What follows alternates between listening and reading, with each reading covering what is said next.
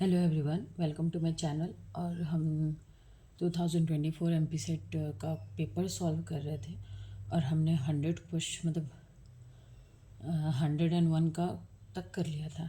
ठीक है, तो 102 से अभी स्टार्ट करते हैं ना। देखो, इन 3 electron system the excited state is, बोल रहा है कि जो 3 इलेक्ट्रॉन सिस्टम है उनमें जो एक्साइटेड स्टेट है वो क्या होगा। डबलेट, कॉर्लेट, singlet, triplet, only doublet, only triplet. ठीक है, मतलब यहाँ पे यहाँ पे 3 इलेक्ट्रॉन सिस्टम है। 3 इलेक्ट्रॉन सिस्टम मतलब कि एक, मतलब वहाँ पे 3 इलेक्ट्रॉन है। ठीक है, तो वहाँ पे बोल रहा है कि उनका एक्साइटेड स्टेट क्या होगा। तो जैसे अगर 3 इलेक्ट्रॉन सिस्टम है तो उसका फर्स्ट स्टेट, मतलब जो ग्राउंड स्टेट है वो कितना होगा।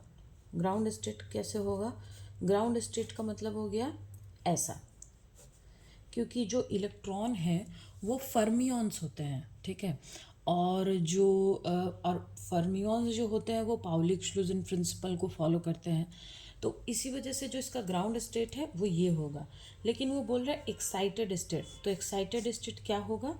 यहाँ पे एक ही रहेगा और यहाँ पे 2 रहेंगे। ठीक है, तो जब ये है इसका एक्साइटेड स्टेट, मतलब एक्साइटेड स्टेट का क्या मतलब हुआ कि ये जो एक और पार्टिकल है ये एनर्जी एब्जॉर्ब करके कहाँ चला गया? हायर लेवल में चला गया।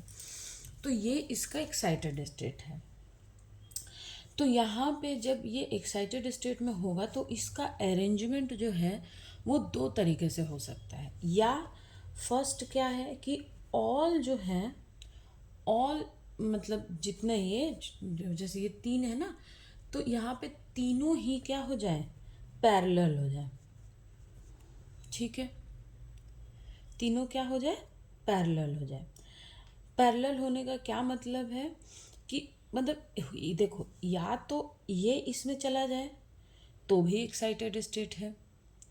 ठीक है, या ये इसमें चला जाए और ये वाला कहाँ चला जाए? ऊपर चला जाए। मतलब तीनों क्या हो जाए? ऐसे, मतलब इसका एक्साइटेड स्टेट तो ये भी है, लेकिन ये भी तो इसका एक्साइटेड स्टेट हो सकता है। मतलब ये जो इलेक्ट्रॉन यहाँ पे था ग्राउंड स्टेट पे, वो क्या चला गया? यहाँ, और ये जो है वो यहाँ चला गया, ऊपर चला गया। अच्छा, यहाँ पे एक क्वेश्चन में ये नहीं बोला है कि फर्स्ट एक्साइटेड स्टेट या सेकंड एक्साइटेड स्टेट, ये नहीं बोला। इसने बोला बस एक्साइटेड स्टेट। क्लियर? तो मान लो कि अगर ये पैटर्न को फॉलो करता है तो ऑल क्या हो जाएगा? पैरेलल हो जाएगा। मतलब सारे ही पैरेलल हैं। तो जब सारे पैरेलल हैं तो इसका स्पिन कितना होगा? Half plus half plus half plus half. तो टोटल कितना हो जाएगा? टोटल हो जाएगा हमारा 3/2। टोटल स्पिन हमारा कितना हो गया?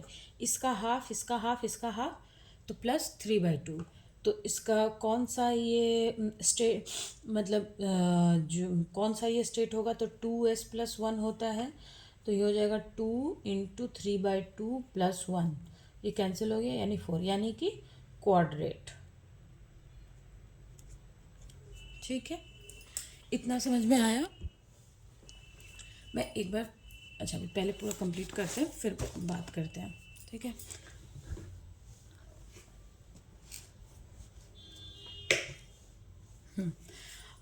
और सेकंड केस क्या है? सेकंड केस है कि जो मैंने अभी बताया कि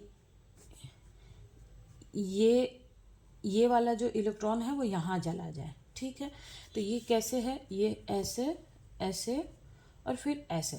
तो इसमें 2 इलेक्ट्रॉन जो होगा ना वो पेयर्ड होगा, एक अनपेयर्ड होगा। 2 इलेक्ट्रॉन्स आर पेयर्ड। तो इसका कितना होगा? Plus half minus half plus half. तो ये जब हम इसको टोटल करेंगे तो ये कितना हो जाएगा? Half.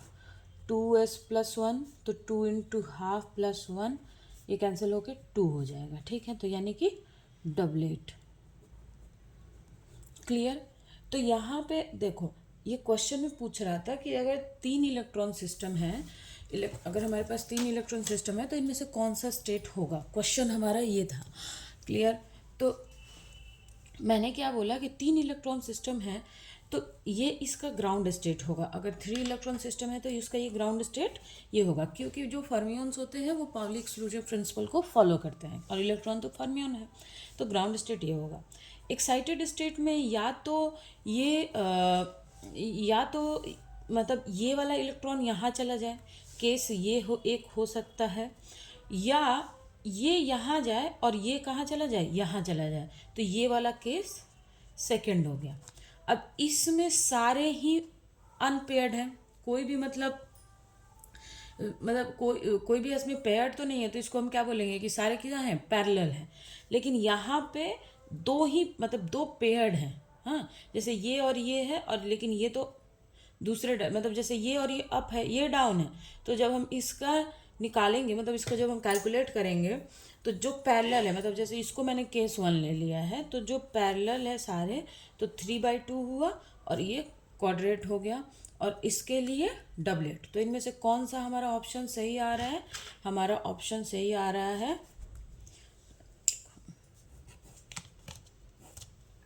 Option number A, doublet and quartet. ठीक है, ये समझ में आ गया आपको?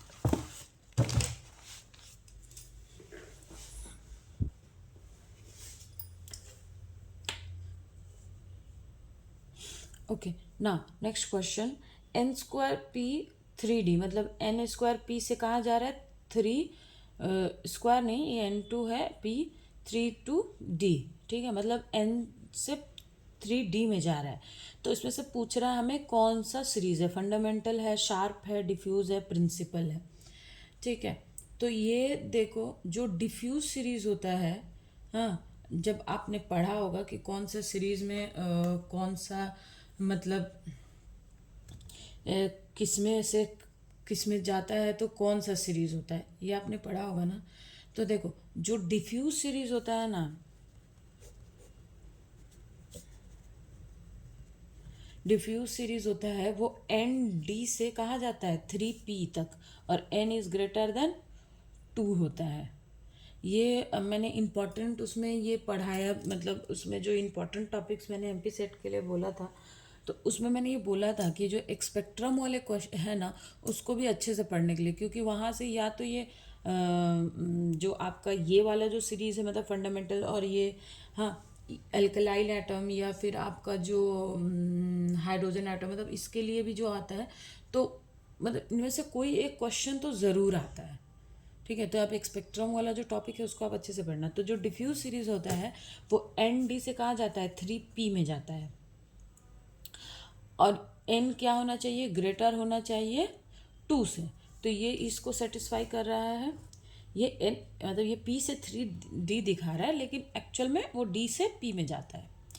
तो इनमें से कौन सा आपका ऑप्शन सही है?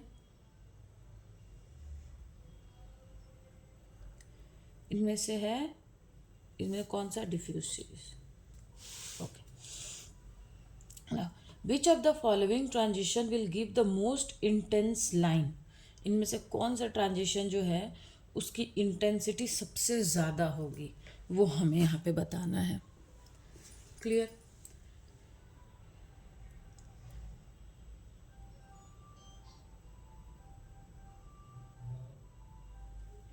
अच्छा, यहाँ पे मतलब ये हो सकता है कन्फ्यूजन कि यहाँ पे जैसे ऑप्शन में ये P से D में जा रहा है, लेकिन मैंने जो ये बताया है उसका एक्चुअली क्या होता है कि जो हमारा सिलेक्शन रूल होता है वो ΔL +-1 होता है।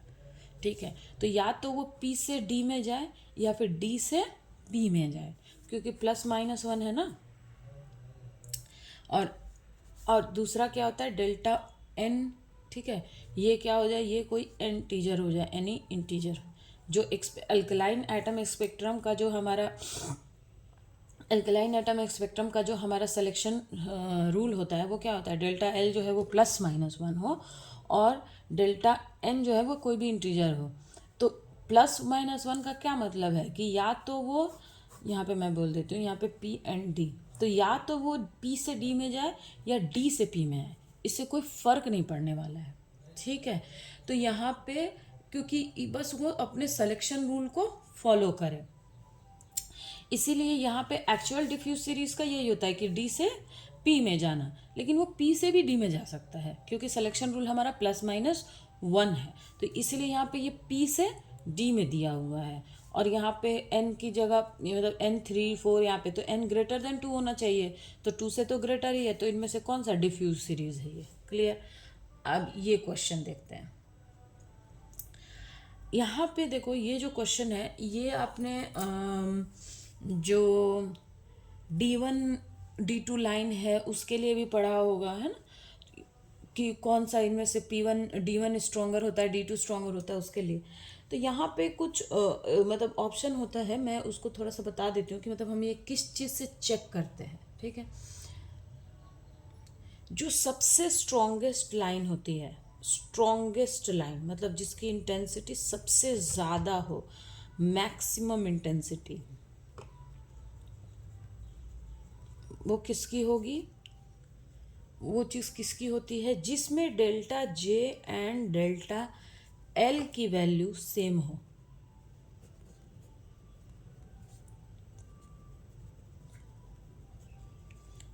मैंने क्या बोला कि जो मैक्सिमम इंटेंसिटी कौन से लाइन की होती है, जिसकी डेल्टा जे की वैल्यू एंड डेल्टा एल की वैल्यू क्या हो जाए, सेम हो जाए। ठीक है, तो अब हमें पता चल गया कि डेल्टा जे और डेल्टा एल की वैल्यू सेम अगर किसी लाइन की हो गई तो वो सबसे मैक्सिमम होगा। दूसरा जो मतलब इसके अलावा अगर मान लो कि अगर डेल्टा जे और डेल्टा एल उस लाइन में अगर सेम नहीं है, तब हम क्या देखते हैं? तब हम देखते हैं जे की value of J is largest, मतलब जिसमें जे की वैल्यू लार्जेस्ट हो उसकी इंटेंसिटी ज़्यादा हो जाएगी। क्लियर। तो अब हम एक चीज़ करते हैं कि हम इन दोनों को पहले तो हम इसको चेक करेंगे, अगर इनमें से कोई सेटिस्फाई नहीं करेगा तब इसको चेक करेंगे। क्लियर। तो अब देखते हैं इनमें से कौन सा इस चीज़ को सेटिस्फाई करता है, मतलब डेल्टा एल और डेल्टा जे और डेल्टा एल की वैल्यू जो है वो हमारी सेम होनी चाहिए। तो डेल्टा एल इसमें क्या है, देखो इस वाले में देखो यहाँ पे डेल्टा एल कितना है, यहाँ पे ये एस से पी है तो +1 है, +-1 आप देख लो। ठीक है, मैं +-1 रख रही हूँ। तो डेल्टा एल क्या है, +-1, चलो +1 है। और जे कितना है, जे हमारा डेल्टा जे जो है वो 0 है, तो delta L is not equals to delta J. यहाँ पे देखो तो ये है हमारा एस से पी में जा रहा है, तो डेल्टा एल कितना हो गया, 1। क्यों? क्योंकि इसका एल 0 होता है, इसका एल 1 होता है। यहाँ पे जे इक्वल्स टू हाफ है और यहाँ पे जे इक्वल्स टू 3/2 है। ठीक है, ये इसकी एल की वैल्यू है और ये इसकी जे की वैल्यू है। तो यहाँ पे J equals to half, J equal to 3/2, तो यहाँ पे डेल्टा जे भी 1 है क्योंकि 3/2 माइनस हाफ करेंगे तो ये 1 ही आएगा ना। तो ये डेल्टा जे और डेल्टा एल की वैल्यू दोनों ही मतलब हमारा सेम आ रहा है। यहाँ पे 3/2 है और लेकिन P से D में है, तो P का L कितना हो जाएगा, 1 और D का 2, तो डेल्टा L कितना हो जाएगा, 1, पर डेल्टा J कितना हो जाएगा, 0। यहाँ पे P L equals to 1, L equals to 0, but J equals to half, J equals to half, तो delta J equals to 0, delta L equals to 1। तो ये भी सेम नहीं है, ये भी सेम नहीं है, ये भी सेम नहीं है, तो हमारा करेक्ट आंसर क्या होगा, ये। ठीक है, तो ये इसकी इंटेंसिटी जो है वो सबसे ज़्यादा होगी, मतलब मैक्सिमम होगी। क्लियर।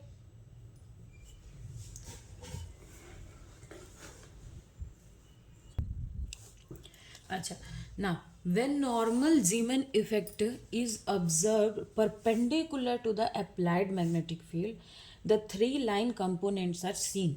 ठीक है, प्लेन पोलराइज मतलब वो जो लाइन है वो क्या होगा, प्लेन पोलराइज, सर्कुलर पोलराइज, इलेप्टिकली और अनपोलराइज है। ठीक है, इनमें से कौन सा, मतलब जैसे बोल रहा है कि जो नॉर्मल जीमन इफेक्ट है अगर हम उसका ऑब्जर्वेशन करें किस चीज़ में, perpendicular to the applied magnetic field. जब हम मैग्नेटिक फील्ड अप्लाई कर रहे हैं तो परपेंडिकुलर अगर हम अप्लाई करते हैं तो इनमें से जो 3 लाइन वहाँ पे ऑब्जर्व होगी वो कैसी होगी, ठीक है, मतलब उसका पोलराइजेशन कैसा होगा, प्लेन होगा, सर्कुलर होगा, इलिप्टिकल होगा या अनपोलराइज्ड होगा, ठीक है। तो देखो, जब हम ऑब्जर्वेशन करते हैं perpendicular to the magnetic field, तो कौन कौन सी 3 लाइनें आती हैं? 2 सिग्मा कंपोनेंट आता है और एक हमारा पाई कंपोनेंट आता है। तो प्लस सिग्मा, पाई और माइनस सिग्मा, ठीक है। ये 3 लाइन जो है ना हम ऑब्जर्व करते हैं। 3 स्पेक्ट्रल लाइन्स आर ऑब्जर्व्ड, ठीक है। 3 जो लाइन है वो हम ऑब्जर्व करते हैं जब हम परपेंडिकुलरली उसको मेजर करते हैं। इसमें से जो ये पाई होता है इसकी फ्रीक्वेंसी ओरिजिनल से सेम होती है, मतलब इसकी जो फ्रीक्वेंसी होती है वो ओरिजिनल जो लाइन होती है उससे सेम होती है, ठीक है। जो प्लस और माइनस सिग्मा है ये क्या होता है, ये प्लेन पोलराइज्ड होता है, और ये जो ये प्लेन पोलराइज्ड होता है, एंड ये क्या होता है, ये perpendicular to the magnetic field होता है। ये क्या होता है, ये भी प्लेन पोलराइज्ड होता है बट ये parallel to the magnetic field होता है। क्लियर हुआ? मैंने बताया कि जब हम परपेंडिकुलर मैग्नेटिक फील्ड को अप्लाई करके नॉर्मल जीमैन इफेक्ट को ऑब्जर्व करते हैं तो हमको 3 लाइनें मिलती हैं वहाँ पे, 2 सिग्मा और एक पाई। तो जो पाई होता है वो भी प्लेन पोलराइज्ड होता है लेकिन वो पैरेलल होता है मैग्नेटिक फील्ड से, और जो दोनों सिग्मा की लाइनें हैं वो प्लेन पोलराइज्ड है बट वो परपेंडिकुलर होता है मैग्नेटिक फील्ड से। क्लियर? तो यहाँ पे हमें पूछ रहा है कि इनमें से क्या होगा, तो यहाँ पे इसका आंसर होगा कि दोनों ही प्लेन पोलराइज्ड होंगे, ठीक है। तो ये जो सिग्मा है ये प्लेन पोलराइज्ड होगा लेकिन मैग्नेटिक फील्ड से परपेंडिकुलर होगा, और ये जो है ये प्लेन पोलराइज्ड होगा और पैरेलल होगा मैग्नेटिक फील्ड से। Clear?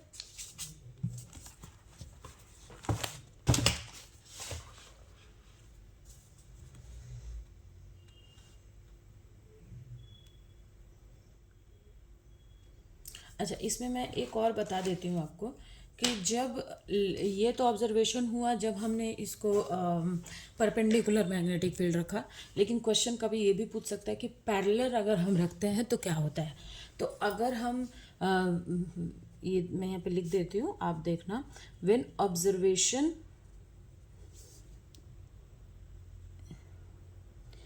Is parallel to the magnetic field direction, ठीक है। जब हम ऑब्जर्वेशन को वहाँ पे हमने क्या किया था, परपेंडिकुलर किया था, तो हमें 3 लाइनें मिली थी। लेकिन अगर कभी क्वेश्चन में बोले कि पैरेलल मैग्नेटिक फील्ड हो तब क्या होगा, तो उसमें जो ऑब्जर्वेशन होगा वो क्या होगा कि जो सेंट्रल लाइन है, जैसे यहाँ पे जो पाई था वो क्या हो जाएगा, एब्सेंट, ठीक है। और सेकंड क्या आएगा कि जो दोनों सिग्मा लाइनें हैं बोथ, जैसे वो क्या पाई लाइन, ठीक है, both sigma that is plus minus sigma are circularly polarised, ठीक है। तो ये चीज़ ना आप ध्यान रखना, जब क्वेश्चन, जैसे मान लो इस बार क्वेश्चन परपेंडिकुलर के लिए पूछा है, लेकिन कभी तो क्वेश्चन मान लो कि पैरेलल के लिए भी पूछ सकता है। तो पैरेलल में जो सिग्मा लाइनें हैं वो हमारे सर्कुलरली पोलराइज्ड होता है, और परपेंडिकुलर में सारे ही प्लेन पोलराइज्ड होता है। क्लियर?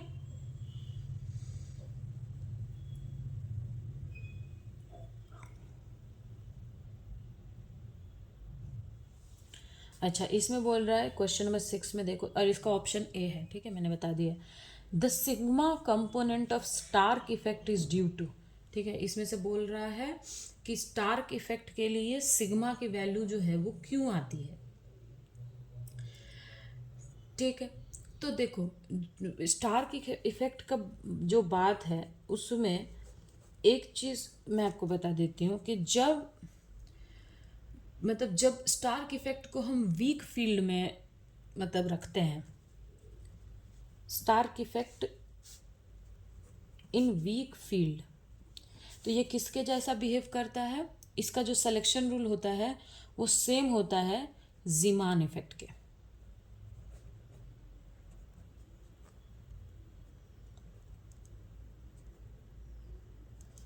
और जब हम इसे स्ट्रॉन्ग में रखते हैं, स्ट्रॉन्ग फील्ड में, तो इसका जो सिलेक्शन रूल होता है वो किसके से सेम होता है, पाश्चन बैक इफेक्ट से।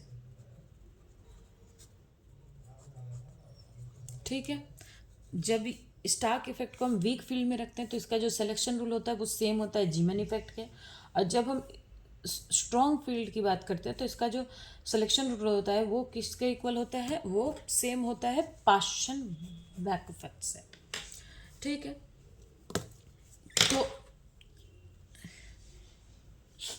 इसमें क्या होता है, इस वाले में देखो जो जीमैन इफेक्ट है उसमें क्या होता है कि दैट इज, यहाँ पे मैं लिखती हूँ delta M J is 0 ±1। Clear. और पाश्चन बैक इफेक्ट में क्या होता है, delta M S is 0 and delta M L is 0 ±1। अब देखो यहाँ पे ये तो हमें दिया नहीं है कि जो स्टार्क इफेक्ट है वो हमारा मतलब जैसे हम बोलते हैं ना कि कौन सा फील्ड है या कुछ भी, ऐसा तो दिया नहीं। तो यहाँ पे बोल रहा है कि जो सिग्मा है वो किस में आएगा, सिग्मा दिया हुआ है ना मैंने, तो बोल रहा है कि जो सिग्मा कंपोनेंट है वो किसके वजह से आता है। तो यहाँ पे देखो delta M J ±1, M E ये है, एम एस 0, एम ई 0 है। तो हमें बताना है कि सिग्मा जो है वो किस में वो किसके वजह से आएगा। तो इसका आंसर होगा कि डेल्टा एम जे जो है वो ±1 की वजह से। ठीक है, अच्छा ये क्वेश्चन थोड़ा सा लेंदी है, मैं बताती हूँ, ये क्वेश्चन थोड़ा सा लेंदी है।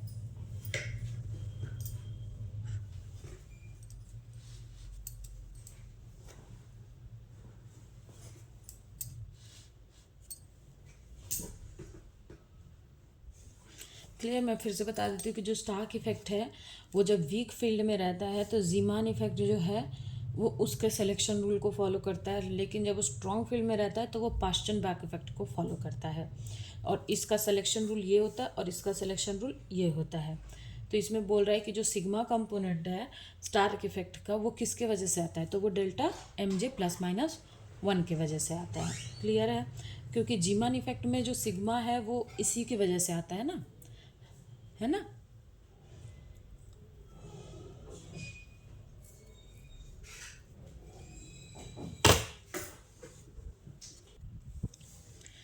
अच्छा, यहाँ पे आप जैसे सोच सकते हो कि delta M J M J का ±1 ही मैंने क्यों लिया, क्योंकि यहाँ पे अब देखो जो सिग्मा कंपोनेंट है ना वो ±1 की वजह से आता है, और जो पाई कंपोनेंट है वो 0 की वजह से आता है। जैसे यहाँ पे सिलेक्शन रूल में 0 ±1 है, तो इसमें जो +-1 है इसके वजह से सिग्मा आता है और 0 की वजह से पाई आता है, इसलिए मैंने एम जे +-1 लिया हुआ है। ठीक है, यहाँ पे मैंने एम जे +-1 लिया है।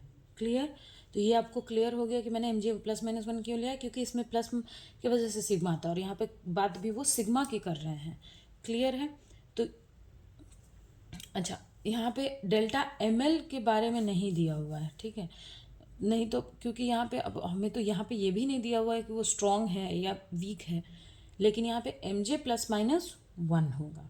ठीक है, ये एम ई तो होता ही नहीं है, एम एस 0, तो 0 हो सकता था कब, जब स्ट्रॉन्ग फील्ड होता एंड पाई के बारे में बात हो रही होती। क्लियर, तो यहाँ पे एम जे +-1 होगा। ओके, सो हमारा नेक्स्ट क्वेश्चन है कि a substance show a Raman line at this. ठीक है, मतलब इतना आर्मस्ट्रॉन्ग पे, मतलब एक कोई सब्सटेंस है वो रमन लाइन को इतने पे शो कर रहा है। व्हेन एक्साइटिंग लाइन ऑफ इतना इज यूज्ड। ठीक है, मतलब अगर हमने एक एक्साइटिंग लाइन को यूज़ किया है, ठीक है, उसका वेवलेंथ कितना है ये, जब हमने उसको यूज़ किया है तो हमें रमन लाइन किसका शो हो रहा है, कितने का शो हो रहा है, इतने का। ठीक है, मतलब हमने एक एक्साइटिंग लाइन इसका यूज़ किया तो हमको इतना शो हो रहा है। ठीक है, the respective position of Stokes and anti Stokes line for the same substance when exciting line of this is used. मतलब मैं पहले क्वेश्चन एक्सप्लेन कर देती हूँ। क्वेश्चन हमारा कह रहा है कि जब हमने इतना वेवलेंथ यूज़ किया तो हमें ये रेमन लाइन मिला।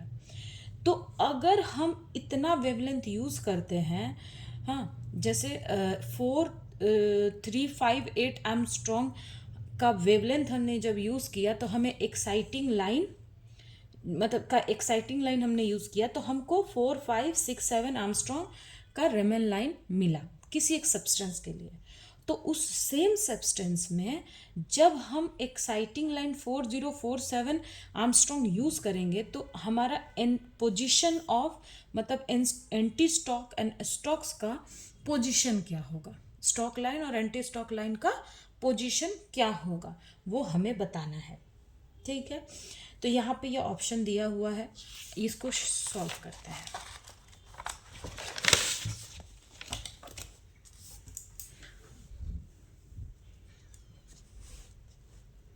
ना देखो,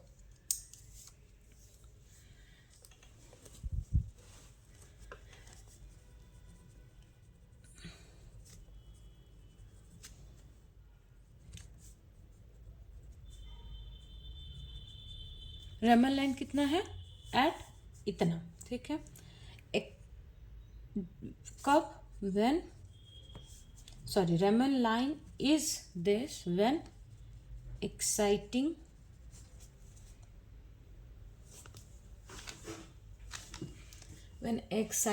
line is at 4358 angstrom. Clear ना? देखो, तो सबसे पहले हम वेव नंबर्स निकालते हैं।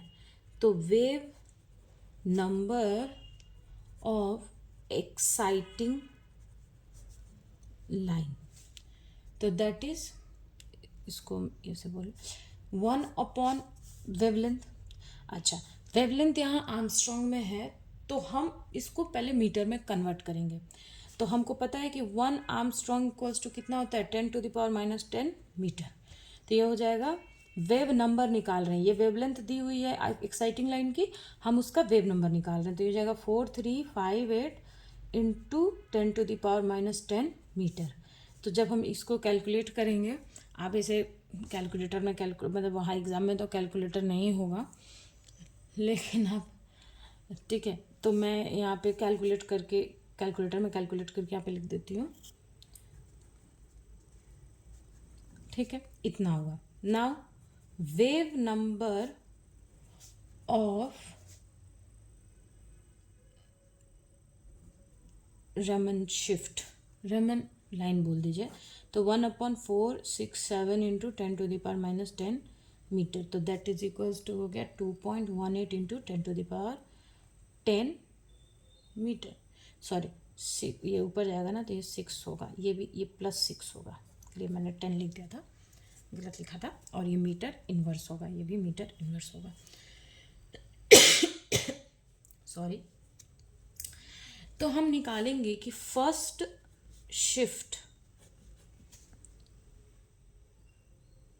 ठीक है, फर्स्ट शिफ्ट मतलब जो रमन शिफ्ट होता है वो, तो दैट इज इक्वल्स टू क्या हो जाएगा, एक्साइटिंग लाइन, ठीक है, माइनस रमन लाइन। ठीक है, जो हम फर्स्ट शिफ्ट निकालेंगे या फर्स्ट शिफ्ट रमन शिफ्ट जब हम निकालेंगे, इसको आप रमन शिफ्ट बोल दो, फर्स्ट रमन शिफ्ट, तो वो एक्साइटिंग लाइन में से हमको किसको माइनस करना है, रमन लाइन को। तो एक्साइटिंग लाइन कितना है 2.29 इंटू 10⁶ माइनस 2.18 इंटू 10⁶, और दोनों का कितना है मीटर इनवर्स। तो जब हम इसको कैलकुलेट करेंगे तो ये हमारा हो जाएगा 0.11 इंटू 10⁶ मीटर इनवर्स। तो ये हमारा हुआ first Raman shift. Clear? Okay, अब हमारे पास जो रमन शिफ्ट है वो आ गया है। तो जो स्टॉक लाइन और एंटी स्टॉक लाइन निकालने का मतलब हमारा क्या मतलब, जैसे मैं बता रही हूँ, जैसे देखो अगर स्टॉक लाइन हमें निकालना है तो क्या करना पड़ेगा, जो हमारी एक्साइटिंग लाइन है उसमें से शिफ्ट को माइनस कर देंगे तो हमारा स्टॉक, और अगर प्लस कर देंगे तो एंटी स्टॉक लाइन निकल जाएगा। जैसे मैं ऐसे एक एग्जांपल देती हूँ कि जैसे मान लो कि एक्साइटिंग लाइन हमारा इधर है, हमारा एंटी स्टॉक लाइन इधर है, स्टॉक लाइन इधर, मतलब स्टॉक लाइन इधर है और एंटी स्टॉक लाइन मान लो ऐसे है, ठीक है। तो और ये हमारा तो हम अगर एक्साइटिंग लाइन से, ठीक है, अगर हम शिफ्ट को माइनस कर दें, मान लो कि ये जो है वो हमारा डेल्टा शिफ्ट है, तो अगर हम माइनस करें इस चीज़ को तो हमारा इधर का लाइन आ जाएगा, और प्लस कर दे तो इधर का लाइन आ जाएगा, ठीक है। तो वही चीज़ यहाँ पे करना है हमको। हमें न्यू जो एक्साइटिंग लाइन है, जो न्यू एक्साइटिंग लाइन है, उसमें से अगर हम शिफ्ट मतलब ये जो स्पेस है, ठीक है, इन दोनों के बीच का जो ये स्पेस है, अगर हम इसको माइनस कर दें तो हमारा स्टॉक लाइन आ जाएगा, और प्लस कर दें तो एंटी स्टॉक लाइन आ जाएगा। तो पहले हम न्यू जो एक्साइटिंग लाइन है उसका क्या करते हैं, न्यू एक्साइटिंग लाइन का वेव नंबर, ठीक है, यहाँ पे देखो wave number of new exciting line, तो that is equals to 1/4047 into 10⁻⁻, यही है ना 4047 ही है ना, एक बार चेक कर लेते हैं। हाँ, 4047 10⁻⁻10, तो हो जाएगा 2.47 इंटू 10⁻6 मीटर इनवर्स, ठीक है। अब हमें स्टॉक लाइन निकालना है, तो वेवलेंथ ऑफ स्टॉक लाइन, तो that is equals to shift exciting line minus shift, ठीक है। ये शिफ्ट निकालेंगे तो ये हो जाएगा 2.47 इंटू 10⁻6 माइनस 0.11 इंटू 10⁻6। अब ये मीटर में है तो पहले तो हम इसको मीटर में कैलकुलेट करते हैं, तो हो जाएगा 2.36 इंटू 10⁻6। अब देखो, अब एक चीज़ है कि आंसर तो हमारा लेकिन आर्मस्ट्रॉन्ग में है ना, आर्मस्ट्रॉन्ग में है। तो पहले हम जैसे ये तो फ्रीक्वेंसी में है ना, तो पहले हम वेवलेंथ निकालेंगे, तो ये 1/236 इंटू 10⁻6 हो जाएगा, ठीक है।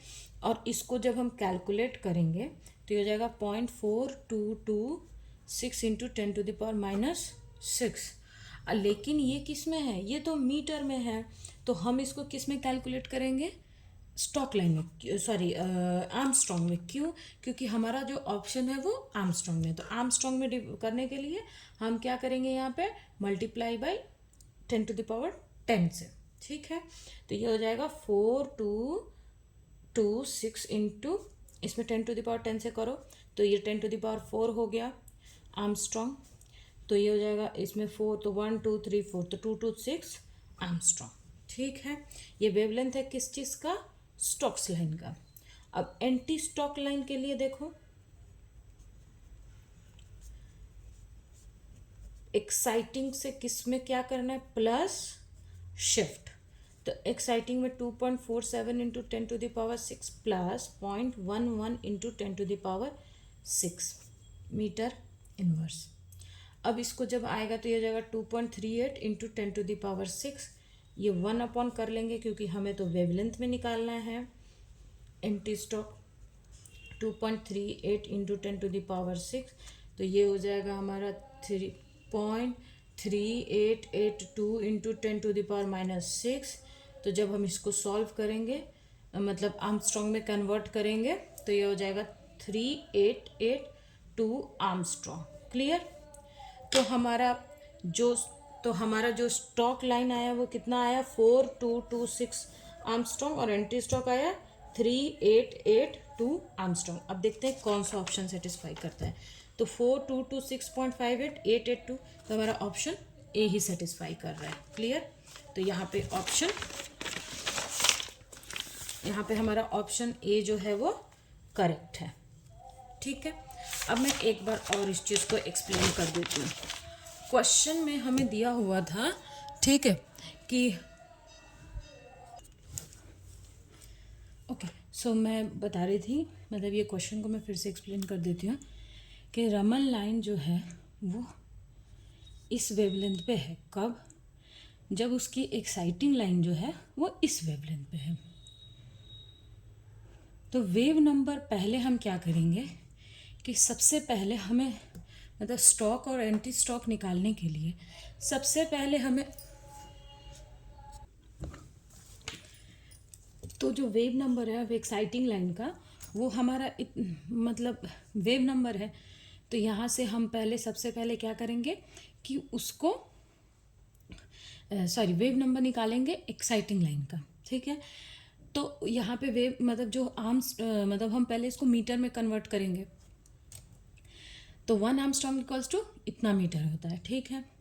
फिर हम रमन लाइन का वेव नंबर निकालेंगे, क्योंकि हमें यहाँ पे देखो स्टॉक लाइन और एंटी स्टॉक लाइन निकालने के लिए हमको सबसे पहले क्या शिफ्ट निकालना पड़ेगा, है ना।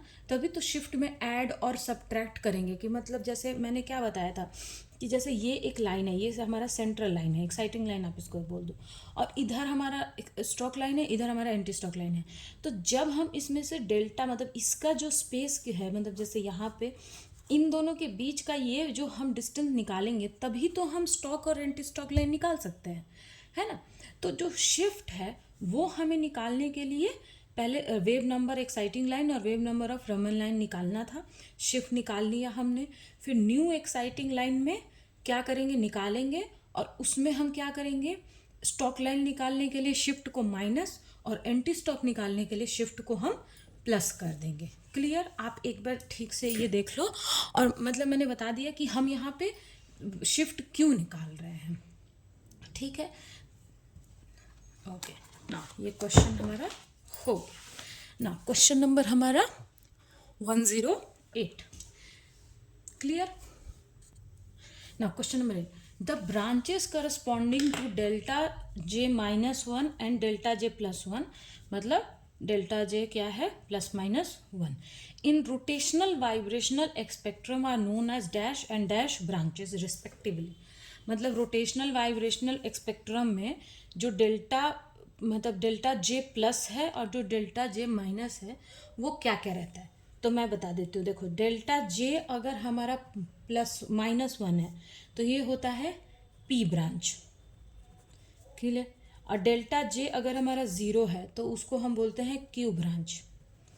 और डेल्टा जे अगर हमारा +1 है तो इसको बोलते हैं हम आर ब्रांच। ठीक है।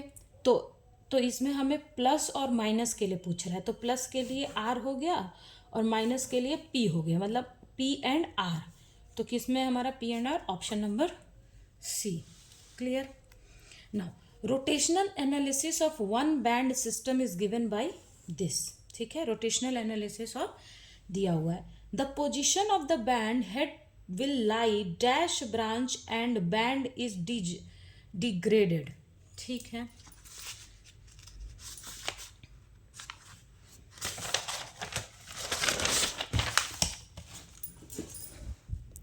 डिग्रेडेड टूवर्ड्स डैश डैश मतलब R red, P red, O violet, P violet. इस क्वेश्चन में हमें पूछ रहा है कि यहाँ पे जैसे यहाँ पे एक हमें रोटेशनल बैंड का मतलब ये दिया हुआ है। ठीक है। एक बैंड का सिस्टम का दिया हुआ है। ठीक है। तो हमें क्या करना है कि the position of band head will be lie. ठीक है। तो जो पोजीशन हेड है मतलब पोजीशन हेड बैंड का जो पोजीशन है वो किस में लाई करेगा, मतलब ब्रांच कौन सा होगा, पी क्यू आर में से कौन सा ब्रांच होगा और वो किस तरफ डिग्रेडेड करेगा। ठीक है। तो ये चीज़ यहाँ पे तो यहाँ पे देखो मैं थोड़ा सा बता देती हूँ। जैसे ये ऐसे हमारा है, मान लो ये पी क्यू आर है, ठीक है। तो ये पूछ रहा है कि ये जो रोटेशनल जो हमें यहाँ पे जो वैल्यू दी हुई है, ये क्या लिखा हुआ है, ये हमें दिया हुआ है 24762 है ना, 24762 plus 25m minus 2.1 m² centimetre inverse. ये हमें एक रोटेशनल बैंड का मतलब फ्रीक्वेंसी दिया हुआ है। तो हमें ये पूछ रहा है कि ये कौन से ब्रांच में लाई करेगा, मतलब इसमें से कौन से ब्रांच में लाई करेगा, पी में, क्यू में, आर में, किस ब्रांच में ये लाई करेगा। और इसका जो और ये मतलब इसका जो डिग्रेशन होगा, ठीक है, जो मतलब जो डिग्रेशन मतलब कि कलर, जैसे कलर ऑफ डिग्रेशन जिसको बोलते हैं कि मतलब जैसे जो बैंड है, ठीक है, मान लो कि जो बैंड का जो हेड है, मान लो जैसे ये पोजीशन मान लो यहाँ पे है, ठीक है, तो ये किस कलर के तरफ मतलब इसका जो डायरेक्शन होगा, जो बैंड का डायरेक्शन होगा वो बैंड डिग्रेशन का मतलब यही होता है कि वो किस कलर के मतलब उसका जो डायरेक्शन है, बैंड हेड का जो डायरेक्शन है वो किस कलर के तरफ मतलब उसका जो डायरेक्शन होगा वो किस कलर के तरफ होगा। जैसे P है, मान लो यहाँ पे P ब्रांच आता है कि मतलब ये जो जो हमारा ये बैंड हेड है ये P में अगर लाई करता है तो P में जब लाई करेगा तो उसका डायरेक्शन किस कलर के तरफ होगा, ठीक है। ये आपने मॉलिक्यूलर एटॉमिक एंड मॉलिक्यूलर में आपने पढ़ा होगा, ठीक है। तो वहाँ पे तो हमें क्या करना है कि सबसे पहले तो हमें ब्रांच निकालना है और फिर देखना है कि इसका जो इस बैंड हेड का जो डायरेक्शन है वो किस तरफ है, रेड के तरफ है, वॉलेट के तरफ है, ठीक है। तो ये हमें यहाँ पे कैलकुलेट करना है, ठीक है। तो देखो सबसे पहले देखो मैं थोड़ा सा इसके बारे में एक्सप्लेन कर देती हूँ कि जो पी ब्रांच होता है ना, पी ब्रांच ये होता है, ये अपीयर होता है किधर, low frequency, P branch appears on the low low frequency of band origin, मतलब लो फ्रीक्वेंसी साइड में या आप वेव नंबर बोल लो, साइड में ये अपीयर होता है। जो आर ब्रांच होता है ये हाई फ्रीक्वेंसी साइड में, हाई फ्रीक्वेंसी में ये अपीयर होता है, क्लियर। और कलर ऑफ डिग्रेशन, डिग्रेशन का क्या मतलब होता है उसके बारे में भी मैं थोड़ा सा बता देती हूँ कि colour of digression refers to the direction of the band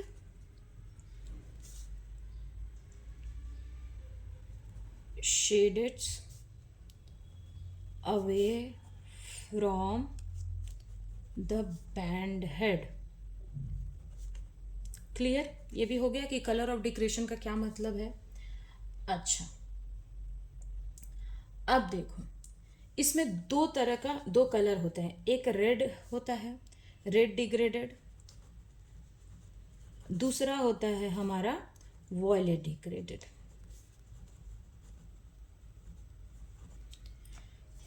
देखो रेड डिग्रेडेड में अगर बी डैश लेस है बी डैश से, ठीक है, बॉन्ड लेंथ मतलब ये है हमारा ग्राउंड स्टेट बॉन्ड लेंथ, ये है हमारा excited state bond length, clear. तो अगर हमारा जो ग्राउंड स्टेट बॉन्ड लेंथ है वो लेस है एक्साइटेड स्टेट से, ठीक है, यानी कि जो bond length of bond length is longer in the excited state than in the ground state, मतलब ग्राउंड स्टेट से एक्साइटेड स्टेट का बॉन्ड लेंथ अगर ज़्यादा होगा तो क्या होगा, रेड डिग्रेडेड, ठीक है, क्लियर। क्या कंडीशन है कि ग्राउंड स्टेट का बॉन्ड लेंथ कितना होना चाहिए, कम होना चाहिए, तब हमारा क्या आता है, रेड। और जस्ट इसका अपोजिट वॉलेट में क्या होगा कि ग्राउंड स्टेट का जो बॉन्ड लेंथ होगा वो ग्रेटर होगा एक्साइटेड स्टेट से। क्लियर? ये क्लियर हुआ आपको कि ये कंडीशन हमारा होगा। अब देखो, अब हमें क्या करना है कि अब हमें ये चीज़ फाइंड करना है कि मतलब इसमें कौन सा ब्रांच है। तो पहले हमें ब्रांच पता करना होगा। सबसे पहले हमें क्या ब्रांच पता करना है, फिर कलर डिक्रेशन के बारे में पता करना है। अच्छा देखो, जो Q है इसकी जो V नॉट की वैल्यू होगी, तो R के तरफ अगर हम जाएंगे तो V जो है वो क्या हो जाएगा, मतलब जो V है मतलब वो फ्रीक्वेंसी की वैल्यू जो होगी वो ग्रेटर होगी ना V नॉट से। अगर हम R ब्रांच के तरफ जाएंगे तो मतलब अगर हम यहाँ से, जैसे ये V नॉट है, ठीक है, ये V है, तो ये जो, और अगर हम इस तरफ अगर P ब्रांच के तरफ आएगा तो हमारी जो V की वैल्यू है वो लेस हो जाएगी V नॉट से। और अगर R के तरफ आएगा, ठीक है, तो हमें यहाँ पे V की वैल्यू को ही हम फाइंड करेंगे और वहाँ से पता करेंगे कि वो R ब्रांच की तरफ शिफ्ट हो रहा है मतलब, या P ब्रांच की तरफ शिफ्ट हो रहा है। कैसे? V नॉट से अगर ज़्यादा है V की वैल्यू तो वो हमारी कितनी हो जाएगी, तो वो हमारी आर ब्रांच की तरफ जाएगी, और अगर कम है तो वो पी के तरफ जाएगी। तो यहाँ से हम पी ब्रांच है या ओ ब्रांच है या आर ब्रांच है ये हम पता कर लेंगे। अगर वी नॉट के इक्वल आ गई तो वो हमारा ओ ब्रांच हो जाएगा। यहाँ पे मैंने क्यू लिखा है, आप ओ मतलब इसको बोल सकते हो, मैंने क्यू बोला है, ठीक है। अगर वी नॉट के इक्वल आ गया तो वी ओ हो जाएगा। अगर ज़्यादा है तो आर होगा, कम हो तो पी होगा, ठीक है। और यहाँ से बॉन्ड लेंथ से हम पता कर लेंगे कि वो आर है, पी है, मतलब वॉयलेट है या क्या है, ठीक है। क्लियर?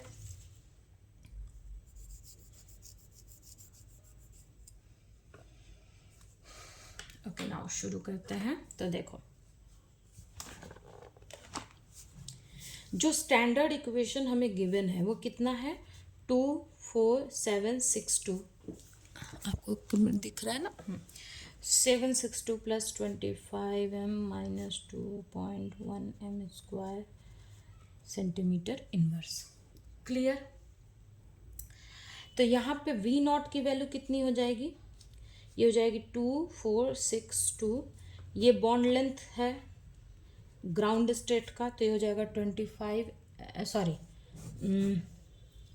ये बॉन्ड लेंथ किसका होता है, ground state plus excited state का ए इतना है, और bond length ground state minus excited state कितना है, -2.1, ठीक है।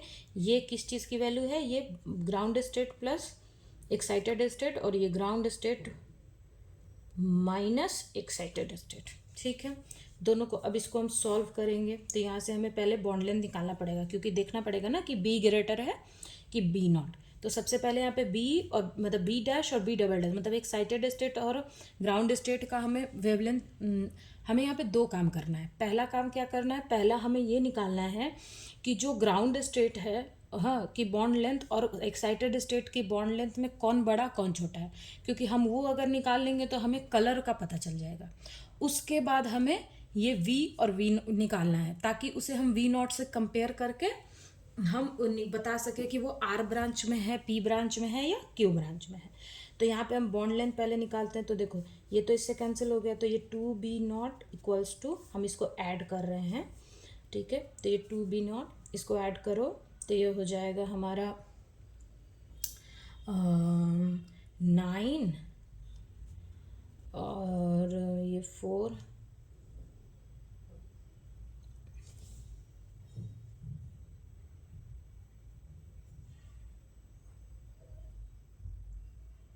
तो ये हो जाएगा 22.9। क्लियर है? तो बी एक्साइटेड मतलब ग्राउंड स्टेट में कितना आ गया, तो ये हो जाएगा 1185, ठीक है, 1145 हमारा आ गया। अब हम इसको क्या करेंगे, अब इसमें किसी एक इक्वेशन में ये वैल्यू को हम पुट कर देंगे। तो चलो यहाँ पुट करते हैं। तो ये हो जाएगा, देखो, बी नॉट इक्वल्स टू 225, तो बी डैश इक्वल्स टू कितना हो जाएगा, 25 माइनस बी डैश, तो ये हो जाएगा 25 माइनस 11.45, क्लियर। तो 25 में से 11.45 को हम माइनस करेंगे तो कितना हो जाएगा, 5 5 ये हो जाएगा, देखो 5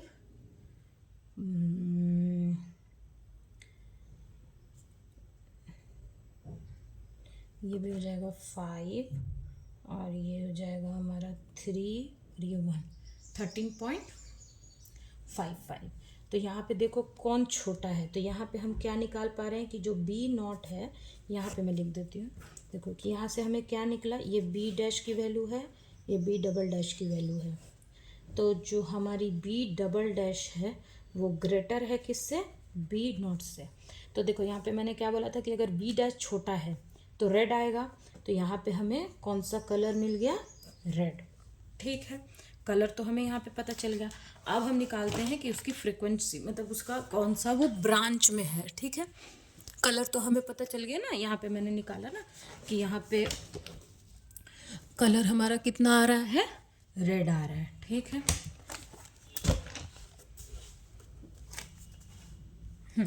अब हम निकालते हैं कि हमारा ब्रांच कौन सा होगा। तो देखो हमें स्टैंडर्ड इक्वेशन, हमने हमारा क्या था, स्टैंडर्ड इक्वेशन था हमारा,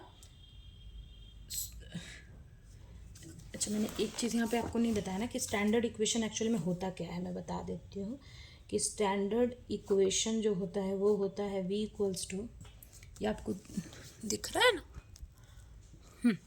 v equals to v nought plus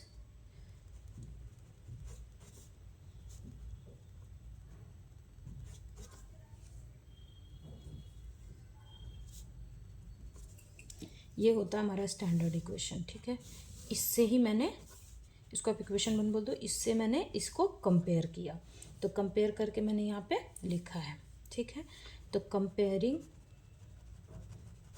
equation 1 and 2, इसको आप इक्वेशन 1 बोल दो और इसको आप 2 बोल दो। ठीक है, अब देखो दिख रहा आपको, हाँ अच्छा, इक्वेशन हमारा क्या था, यहाँ पे लिख लेती हूँ, बार बार पीछे कौन, मतलब देखने में प्रॉब्लम होगी ना। तो इक्वेशन था हमारा 24762 plus 25m minus 2.1 metre square. तो देखो ये हमारा वी नॉट था, इसको हम ई नॉट बोल देते हैं। तो हमें पता है कि a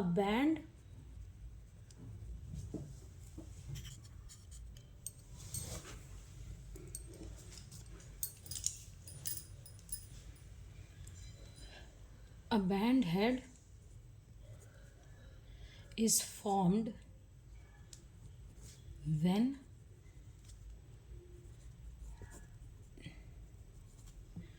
ठीक है, बैंड हेड फॉर्म होने का ये हमारा कंडीशन है। तो अब हम इसको डेरिवेटिव करते हैं, फर्स्ट डेरिवेटिव अब करते हैं, तो ये हो जाएगा 0, ये होगा 25 और ये हो जाएगा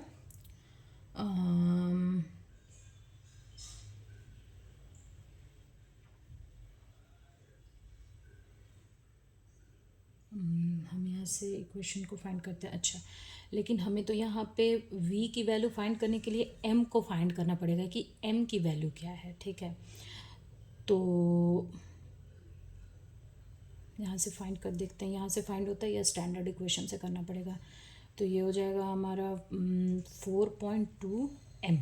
क्लियर, तो दिस इज इक्वल्स टू 0, तो 25 इक्वल्स टू 4.2m और m इक्वल्स टू कितना हो जाएगा 25/4.2।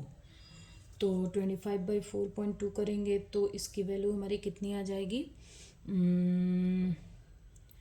एक सेकेंड मैं करके बताती हूँ। तो ये हो जाएगा 42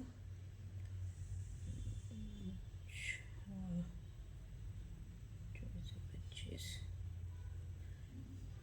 5 5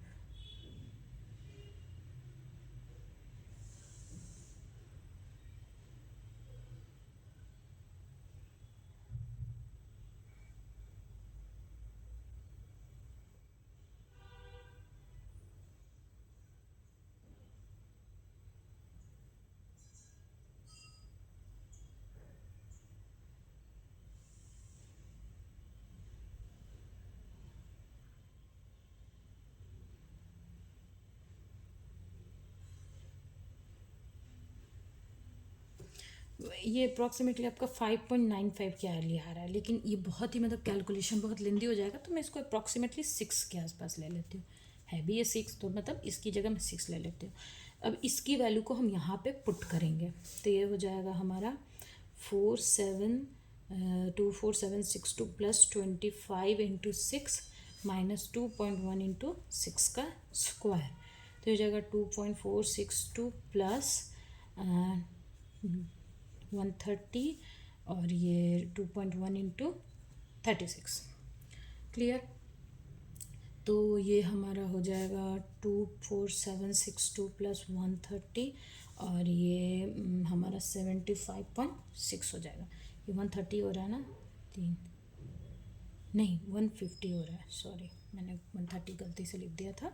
ठीक है, अब इसको हम सिंप्लीफाई करेंगे तो हमारा आ जाएगा 2483.4, यानी कि हमारी जो v की वैल्यू है वो इतनी है और v नॉट की वैल्यू हमारी कितनी है, म्यू नॉट की वैल्यू 24672 इतनी है। तो यहाँ पे कौन सा वैल्यू बड़ा है, हमारा v का वैल्यू बड़ा है, तो v is greater than v naught, या mu is greater than mu naught. अब मैं तो v बोल रही थी, आप म्यू बोल दो, जो भी बोलो, ठीक है। तो म्यू की वैल्यू बड़ी है, तो जब बड़ा है तो मैंने क्या बोला था कि वो किसके तरफ शिफ्ट करेगा। इक्वेशन में मैंने क्या बोला था, अगर ये Q है, ये R है, ये P है, तो अगर बड़ा है तो वो R की तरफ शिफ्ट करेगा, मतलब R ब्रांच में होगा। तो यहाँ से हम क्या बोल सकते हैं कि ब्रांच कौन सा है, R ब्रांच। तो ब्रांच हमारा R आ गया, कलर हमारा रेड आ गया। क्लियर? ब्रांच मैंने बताया ना कि ब्रांच हमारा क्या आ गया, आर आ गया और कलर हमारा रेड आ गया। तो देखते हैं इसमें से कौन सा सेटिस्फाई कर रहा है, तो ऑप्शन ए सेटिस्फाई कर रहा है। क्लियर? अच्छा, ये क्वेश्चन ऐसे तो आपको बहुत लेंदी लग रहा है, मैं थोड़ा सा इसको ट्रिक बता देती हूँ कि जैसे एग्जाम में इसको हम कैसे सॉल्व करेंगे।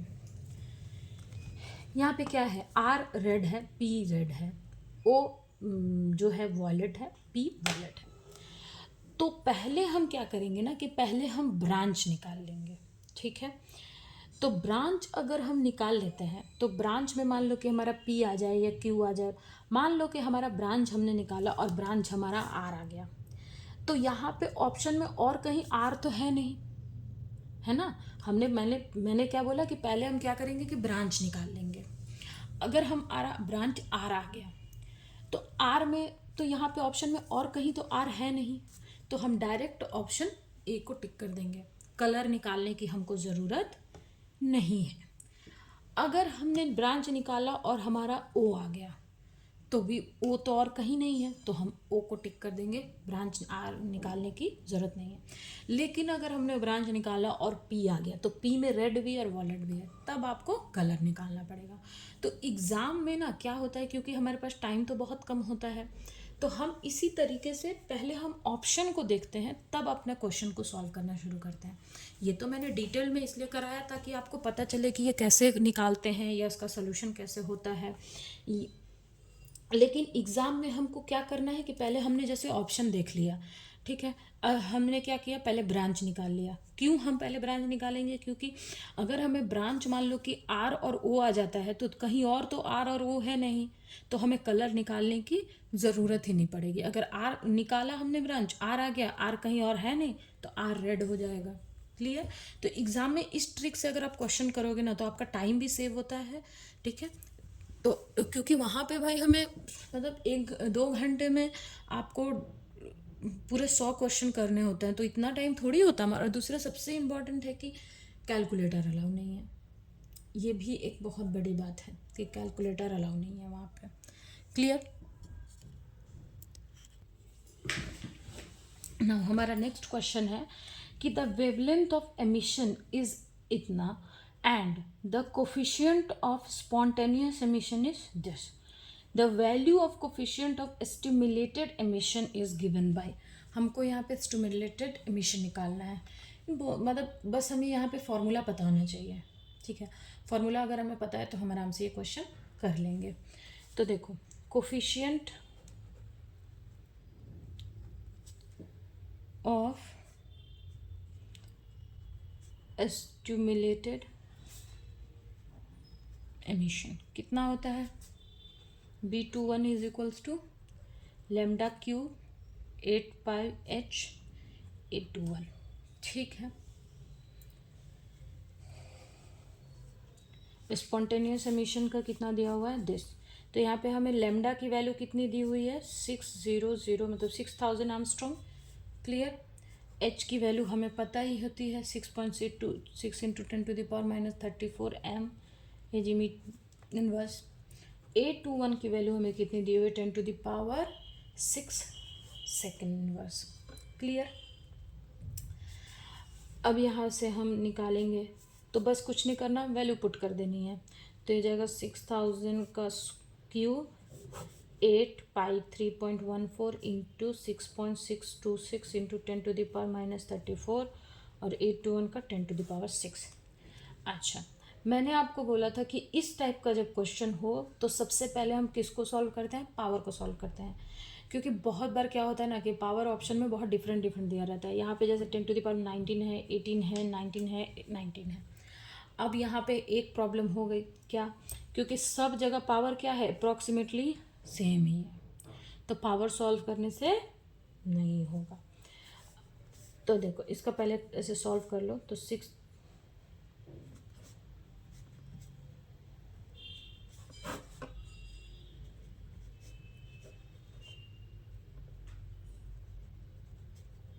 ये 34 है, ऊपर गया तो ये हो जाएगा आपका 40 है ना। 34 ऊपर गया तो 40 और ये 10⁻3 और 3 का करेंगे तो ये कितना हो जाएगा 6 इंटू क्यूब और 6 का पावर तो 3।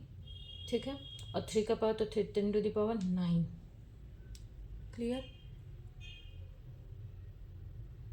अच्छा, लेकिन देखो ये हमारा यहाँ मीटर में है तो हमें भी इसको भी हमें मीटर में ही कन्वर्ट करना पड़ेगा। ठीक है। तो यहाँ पे 10⁻10 को भी आप क्यूब कर लो तो यहाँ पे 10⁻10 तो ये जाएगा -30। क्लियर। अब आप इसको सॉल्व करो। ठीक है। तो जब हम इसको, मैं तो कैलकुलेटर से कर देती हूँ, आप सिंपल करना। तो इससे हो जाएगा ये 1.2 इंटू 10⁻19 मीटर kg इनवर्स। तो अब 1.2 तो नहीं है लेकिन हमारा 1.3 है, तो ऑप्शन नंबर ए। ठीक है। ये क्वेश्चन बहुत इजी है, बस अगर आपको इसका फॉर्मूला याद है तो ये हो जाएगा। कोफिशिएंट ऑफ स्टिमुलेटेड एमिशन का जो फॉर्मूला होता है वो ये होता है। क्लियर। मैंने आपको इम्पॉर्टेंट टॉपिक्स में बोला था कि स्टिमुलेटेड एमिशन, स्पॉन्टेनियस एमिशन, या मतलब जो एमिशन वाला जो चैप्टर है ना वहाँ से एक क्वेश्चन आता ही है। ठीक है। आइंस्टाइन कोफिशिएंट मतलब ये निकालने के लिए एक क्वेश्चन आता ही है, तो आप वहाँ से भी जो उसका फॉर्मूला है ना वो कम से कम आप थोड़ा याद कर लेना। अगर आप एमपी सेट का एग्ज़ाम देने जा रहे हो, या मैंने ये सेट में भी या नेट में भी देखा है कि जो कोफिशिएंट वाला जैसे स्टिमुलेटेड एमिशन कोफिशिएंट ये सब जो रहता है इससे एक क्वेश्चन आता है, तो आप वहाँ पे बस फॉर्मूला याद कर लोगे तो मैक्सिमम क्वेश्चन सिर्फ फॉर्मूला बेस्ड ही होता है। जो ये एमिशन से जो क्वेश्चन आता है ना वो मैक्सिमम फार्मूला बेस्ड ही होता है, तो अगर आप फार्मूला याद कर लोगे तो आप एक क्वेश्चन कर सकते हो। लेकिन प्रॉब्लम क्या हो जाती है ऐसे क्वेश्चंस में कि आपके पास कैलकुलेटर तो अलाउ नहीं होता, तो फिर कैलकुलेशन करने में काफ़ी टाइम लग जाता है। तो अगर आपकी कैलकुलेशन अच्छी है या मतलब आप ट्राई कर सकते हो तो उसके लिए आप कम से कम इसका ना मतलब ये वाले जो क्वेश्चन होते हैं इसका आप कम से कम फॉर्मूला देख लेना एग्ज़ाम के लिए, एग्ज़ाम पर्पज़ से वो इम्पोर्टेंट है।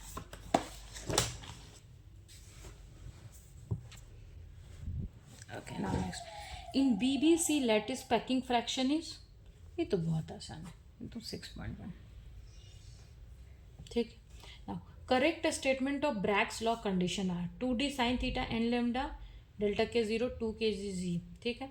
इनमें से करेक्ट स्टेटमेंट ब्रैग्स लॉ के लिए क्या होता है, तो हमने जो पढ़ा है होता है 2D sin theta equals to n lambda, ये तो हमने पढ़ा है। तो यहाँ से ऑप्शन नंबर बी तो नहीं ही होगा, है ना, क्योंकि हमने तो ऑलरेडी हमने ये पढ़ा हुआ है। तो ब्रैग्स लॉ तो हमने पढ़ा है, लेकिन यहाँ पे एक सबसे बड़ा है कि अब चलो 2D ठान दीजिए तो इसमें भी है, इसमें भी, इसमें, लेकिन अब हमें ये चीज़ को देखना है। क्लियर।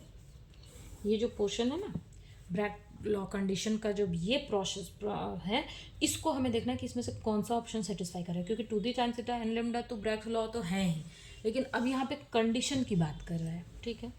तो जब हम पढ़ते हैं तो हम बोलते हैं कि के जी इक्वल्स टू के डैश, ठीक है। इसमें के क्या होता है, momentum of neutron beam incident on crystal, ठीक है। के डैश क्या होता है, स्कैटरिंग मोमेंटम, और जी क्या होता है, momentum of photon in crystal.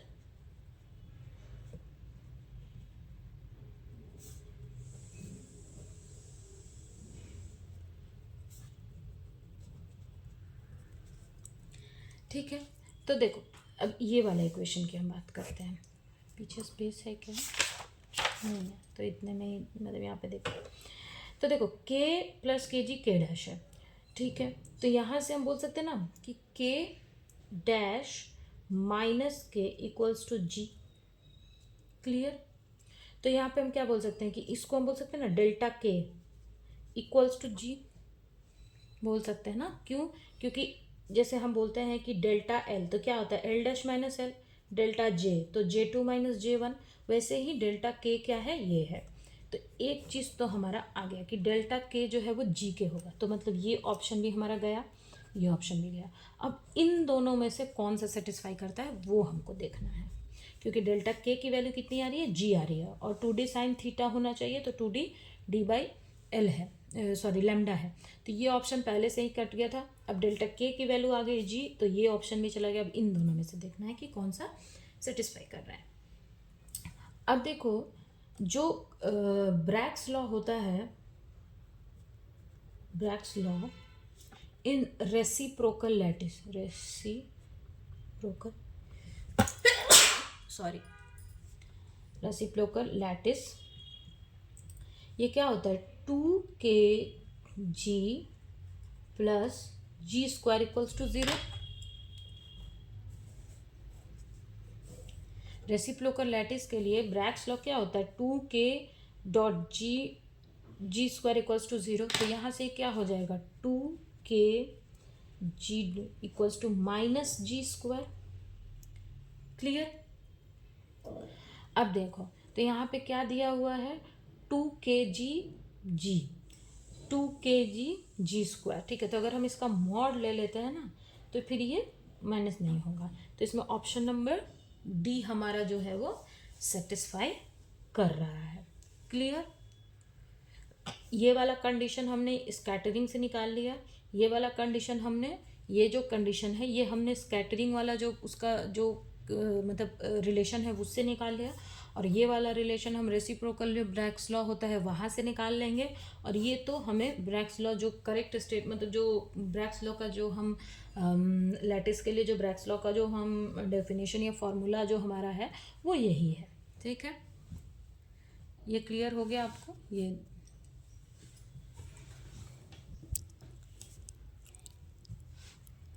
अच्छे से आप देख लो।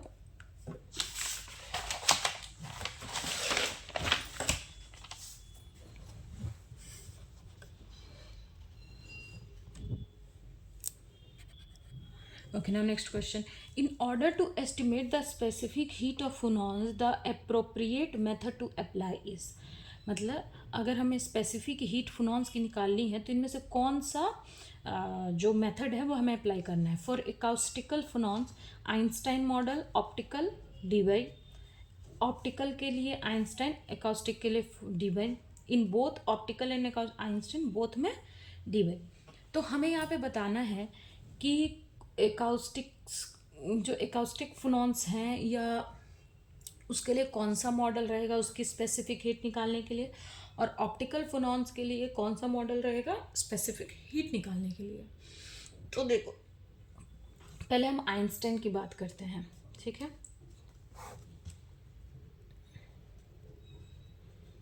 जो आइंस्टाइन मॉडल था उसमें क्या बोला गया कि आइंस्टाइन ने क्या बोला कि जो सारे एटम्स होते हैं, आप ध्यान से मेरी बात को सुनना, मैं इतना स्टेटमेंट यहाँ लिख नहीं पाऊंगी, इसलिए मैं जो बोल रही हूँ उसको आप सुनो।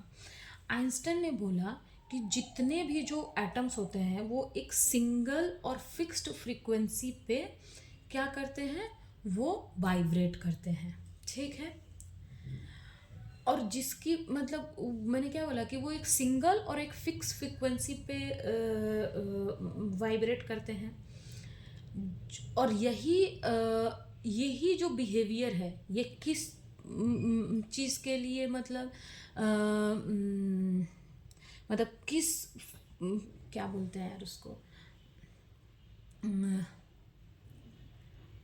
ये जो है वो किसके लिए अप्रोप्रिएट होता है, हमारा ऑप्टिकल फिनोमेनन्स के लिए ये मतलब अप्रोप्रिएट है। क्योंकि क्यों आइंस्टाइन का ऑप्टिकल के लिए, क्योंकि पहला तो इसमें क्या था कि फिक्स्ड फ्रीक्वेंसी,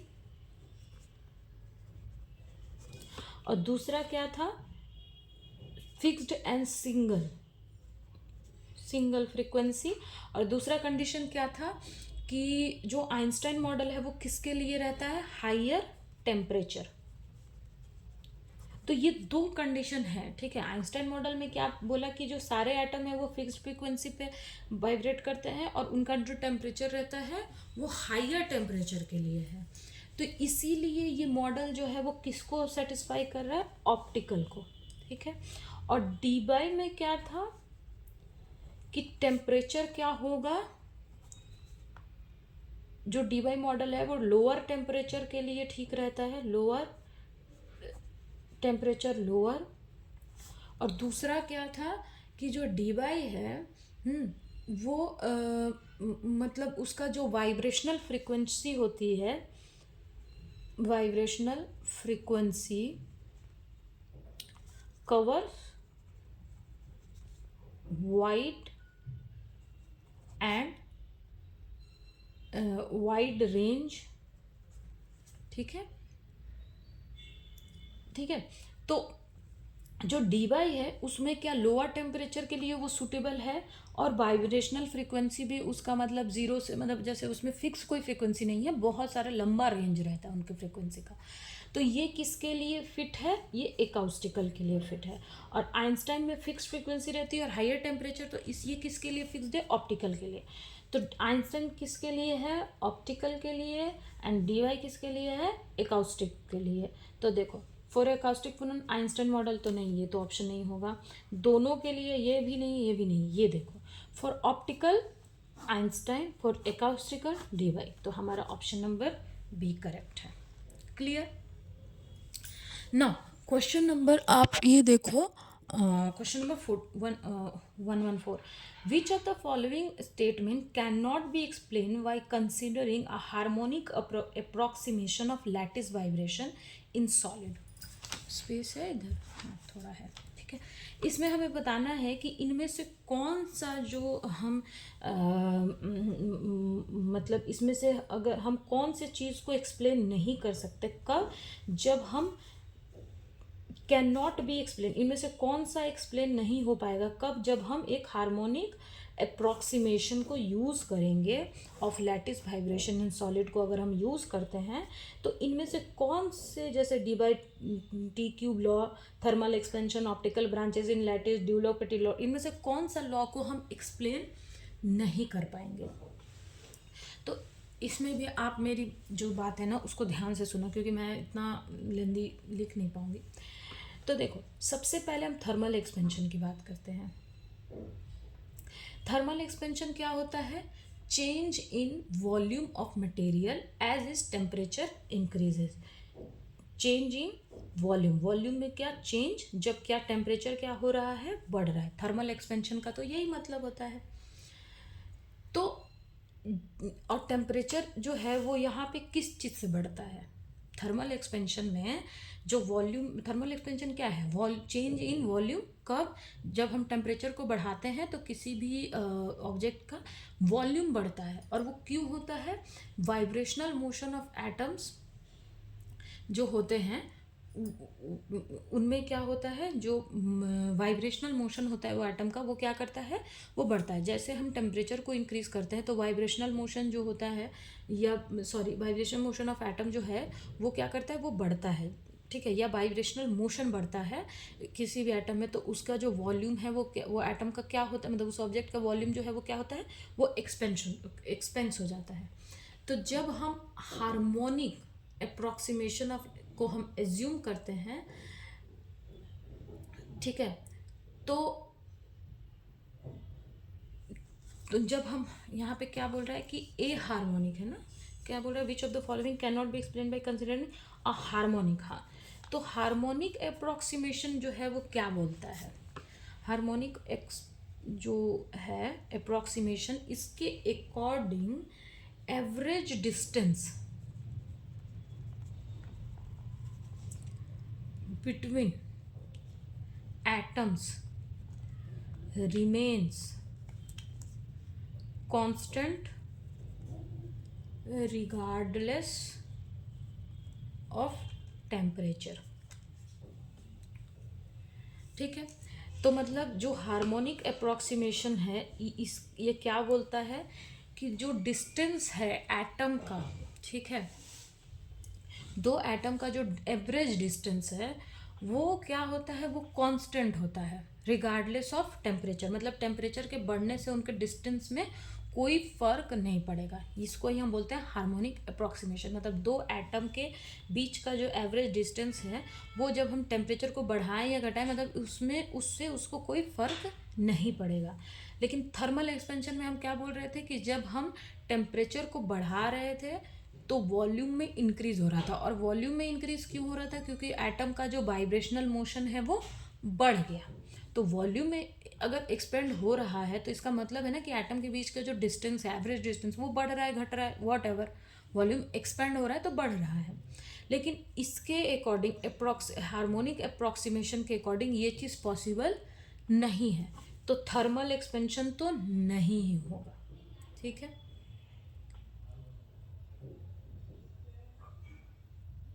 ठीक है, तो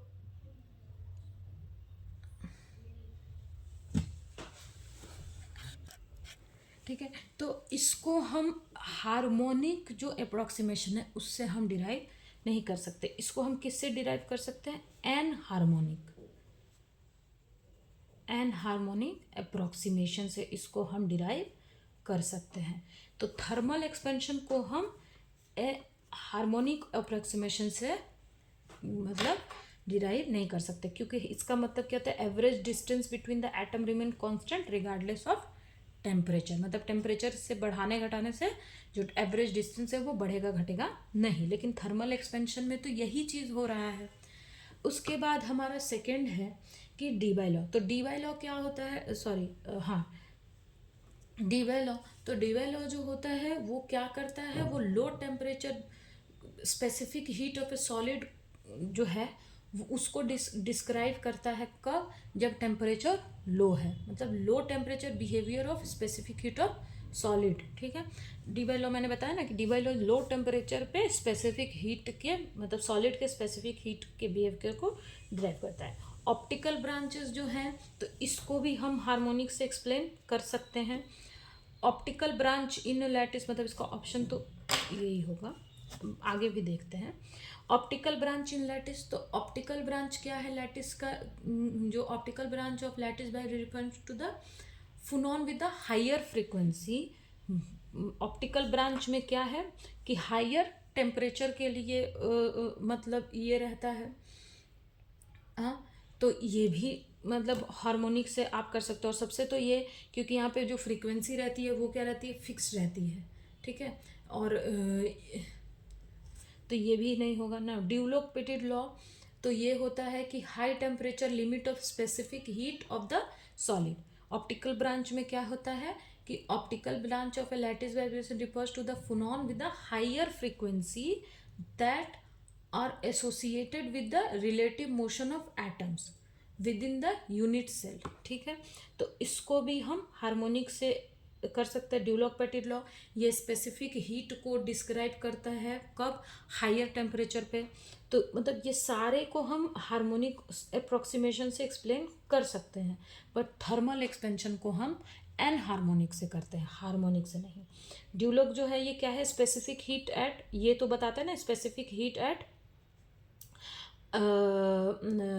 लोअर टेम्परेचर। ये क्या है, specific heat at higher temperature. Optical branches का तो वो तो वाइब्रेशन होता है ना, एट अ फिक्स्ड फ्रीक्वेंसी। और यहाँ पे जो एटम्स कर क्या हम निकालते हैं, रिलेटिव मोशन, ठीक है, रिलेटिव मोशन होता है। तो ये भी नहीं, ये भी हम कर सकते हैं, बट थर्मल एक्सपेंशन को हम एक्सप्लेन नहीं कर सकते हैं, ठीक है। ये आपको क्लियर हो गया, ये आपको समझ में आ गया? ओके, ना क्वेश्चन है, in Hall effect experiment the Hall voltage for an intrinsic semiconductor is negative, this is because. क्या बोल रहा है कि हॉल इफेक्ट एक्सपेरिमेंट में जो हॉल वोल्टेज है VH for a intrinsic semiconductor is negative, ठीक है। दिस इज बिकॉज, इनमें से क्यों, मतलब कारण हमारा क्या है। तो हॉल कोफिशिएंट क्या होता है,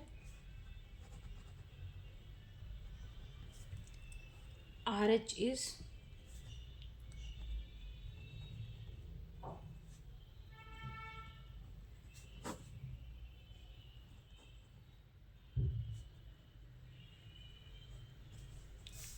ठीक है। इंट्रेंसिक के लिए क्या होगा, P equals to N equals to NI, ठीक है। तो RH की वैल्यू कितनी हो जाएगी, P और N सबकी जगह, मतलब यहाँ पे P है, N है, PN है, तो उसकी जगह पे हम NI ले लेते हैं, है ना। तो यहाँ पे आप NI कॉमन लो तो ये हो जाएगा होल माइनस इलेक्ट्रॉन, और यहाँ पे E, ये NI तो NI का स्क्वायर, तो ये μN plus mu negative NI square. तो एक से ये कैंसिल हो जाएगा, तो ये हो जाएगा का स्क्वायर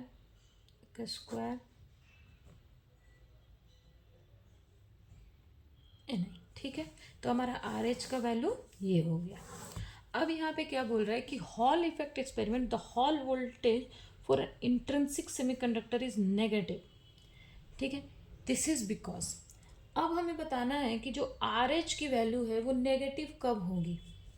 यहाँ पे RH की वैल्यू नेगेटिव कब होगी, जब ये चीज़ इससे बड़ा हो जाएगा, है ना। नेगेटिव कब होगी, जब mu is greater then μH, ठीक है, मतलब इलेक्ट्रॉन वाला जो है वो होल से बड़ा हो जाएगा।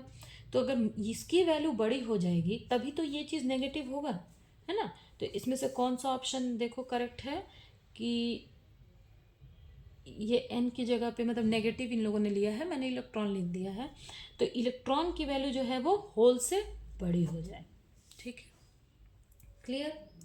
तो इसका ऑप्शन होगा हमारा। अच्छा, आप मुझे ये भी बोल सकते हो कि मैम यहाँ पे तो देखो, यहाँ पे बोला है कि hall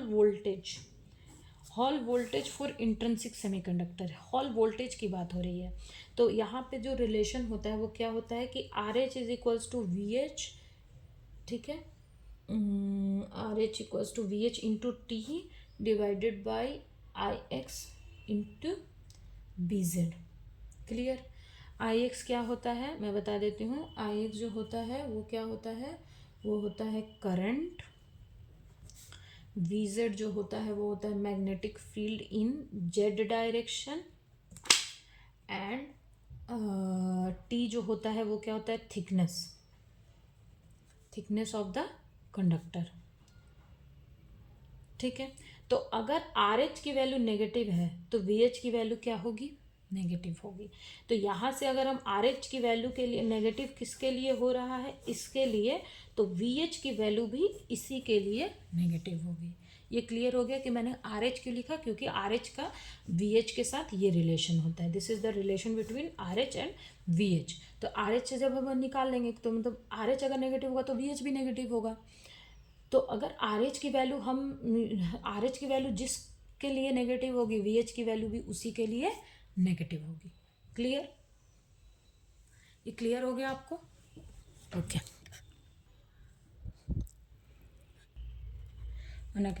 The crystal of inert gas atom are bounded by van der Waal interaction, covalent bond, ionic bond, metallic bond। Crystal में, इनर्ट गैस में क्रिस्टल जो है वो कौन से बॉन्ड से बंधे होते हैं?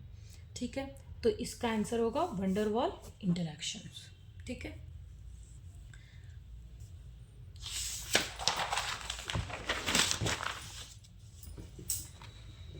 now for a 3D crystal having n primitive unit cell with the basis of p atom, the number of optical branches is। ठीक है, तो इसका मैं आपको बता देती हूँ कि 4 ऑप्टिकल ब्रांच 3p n-3n, ये किसके लिए होता है? 3D के लिए। 2p n-2n 2D के लिए, और pn-n 1D के लिए। ठीक है, अब बोल रहा है कि ये ऑप्टिकल के लिए ये होता है। फॉर अ 3D क्रिस्टल, मतलब हमारा डायमेंशन कौन सा है? 3D। ठीक है, n primitive cell with the basis of p atoms, तो इसका आंसर तो ये होना चाहिए। लेकिन ऑप्शन में ना कहीं भी ये p की, मतलब जैसे यहाँ पे 3p n-3n है, ये चीज़ हमारा ऑप्शन में नहीं दिया हुआ है। तो देखो, अगर हम n इक्वल्स टू 1 ले लें तो हमारा क्या, ये चीज़ कैसे सिंप्लीफाई हो जाएगा? ये 3p-3n हो जाएगा। लेकिन यहाँ पे ये एक के लिए दिया हुआ है, मतलब ये जैसे यहाँ पे having a n primitive unit. ठीक है, तो n प्रिमिटिव यूनिट के लिए 3p n-3n होना चाहिए था, लेकिन यहाँ पे ऑप्शन में ये चीज़ कहीं नहीं दी हुई है। लेकिन ऑप्शन में ये चीज़ दी हुई है, लेकिन ये किसके लिए होता है? n इक्वल्स टू 1 के लिए। मतलब जब हमारा 1 यूनिट, मतलब 1 प्रिमिटिव यूनिट होगा, तब ये क्वेश्चन जो है वो मतलब तब ये ऑप्शन जो है वो सेटिस्फाई करेगा।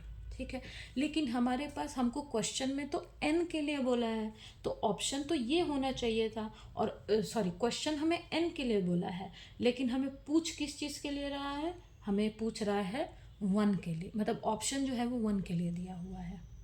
क्लियर? तो एक्चुअली में जो ऑप्टिकल ब्रांच के लिए ये होता है, 3D में ये होता है, 2D में ये होता है, और 1D में ये होता है। तो ये चीज़ थोड़ा सा यहाँ पे क्वेश्चन में ना, मतलब ऑप्शन में थोड़ा कुछ गड़बड़ दिया हुआ, मतलब यहाँ पे ये होना चाहिए था 3pn-3n। क्लियर? तो ये ऑप्शन में थोड़ा सा गड़बड़ है। अगर क्वेश्चन में 1 प्रिमिटिव यूनिट सेल के लिए बोलता ना, तब वो ऑप्शन सही होता।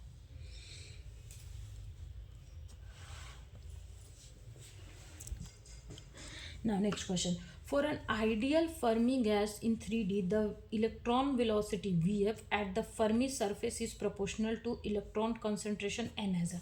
मतलब यहाँ पे क्या पूछ रहा है कि Vf की डिपेंडेंसी यहाँ से क्वेश्चन हमें पूछ रहा है dependency of Vf on n। ठीक है, तो Vf का फॉर्मूला क्या होता है? Vf होता है 3π² n/v q h/3, ये होता है।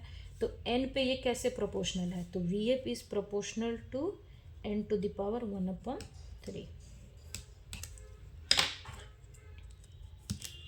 ऑप्शन में देखो कौन सा करेक्ट है, तो 1/3, मतलब ऑप्शन डी करेक्ट है हमारा।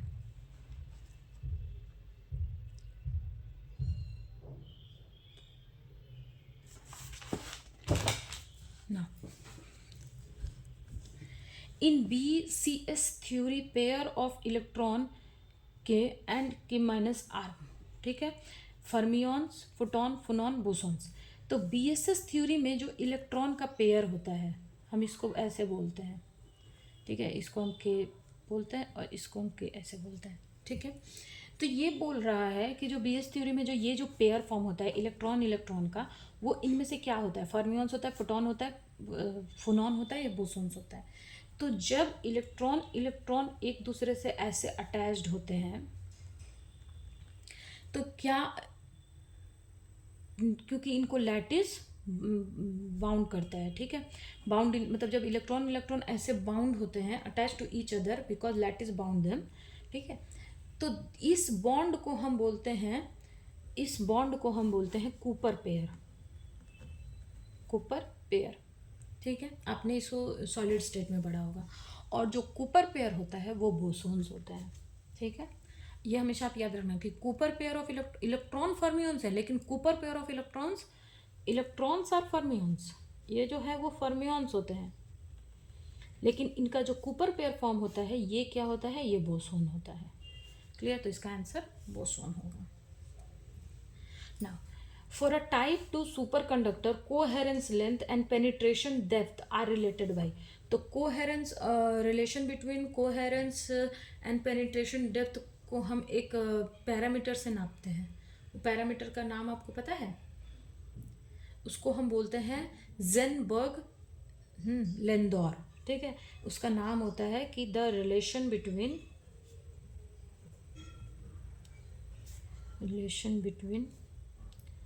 Coherence length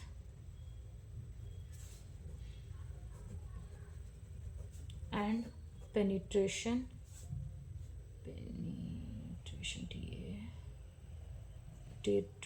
depth is given by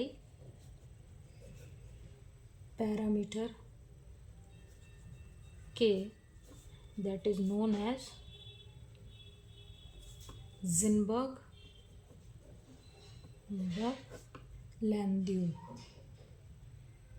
du है, ठीक है। इस ये K, और K इक्वल्स टू क्या होता है, लैम्डा बाय, ठीक है।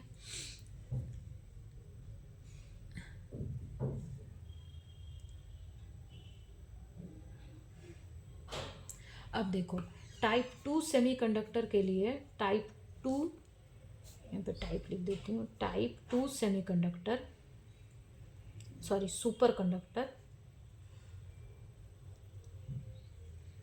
पेनिट्रेशन डेप्थ मतलब lambda is greater than coherence length.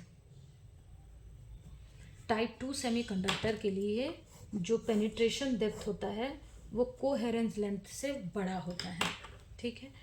मतलब ये जो है, जो लैम्डा है वो ग्रेटर है दिस, मतलब इससे ये बड़ा है, तो इसकी वैल्यू जो है, अगर ये ऊपर वाला हमारा बड़ा है और ये हमारा छोटा है, ठीक है, तो इसकी वैल्यू जो है वो ग्रेटर देन 1 हो जाएगी या नहीं हो जाएगी, ठीक है।